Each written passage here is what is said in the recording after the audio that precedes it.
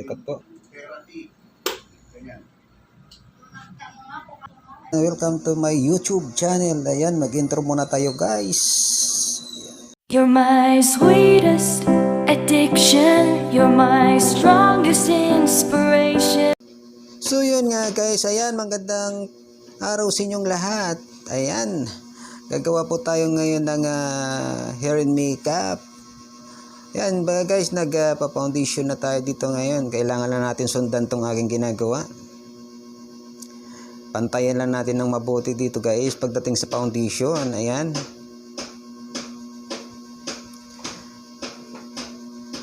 Ayan, medyo lagyan na rin natin bandang dibdib ni ma'am para pantay na rin po yung pagkagawa natin. Ayan guys.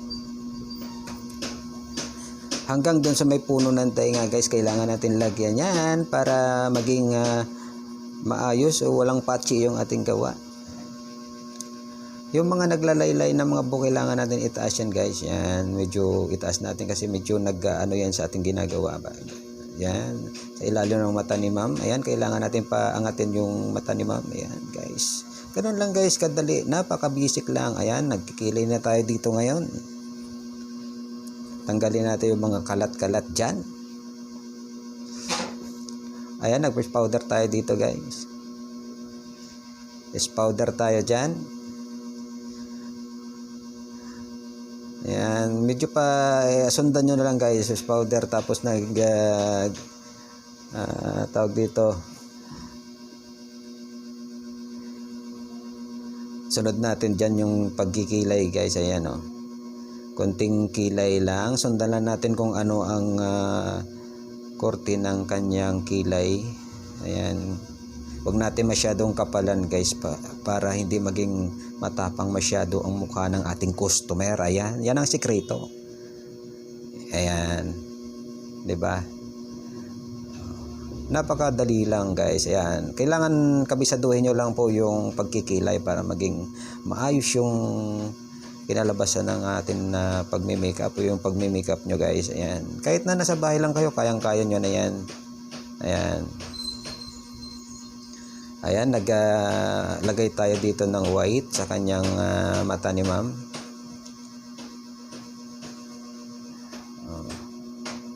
Sundan lang natin to guys, napakadali lang talaga. Ayan. Tapos naglagay na ako ng konting red dyan. Konti lang guys, huwag masyadong kapalan para highlight lang yan.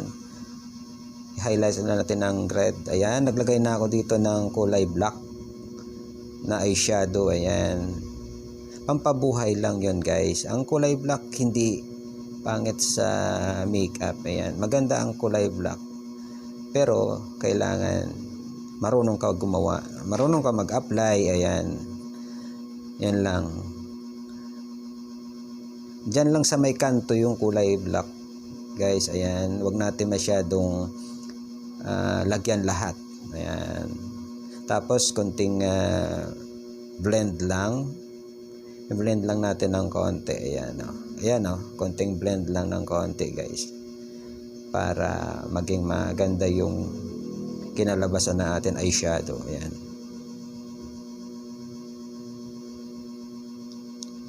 Pagkatapos natin dyan guys, linisin natin yung mga naghuhulugan na mga makeup natin. Ayan. Ayan, konting blend lang pataas. Continue, sundan nyo lang guys yung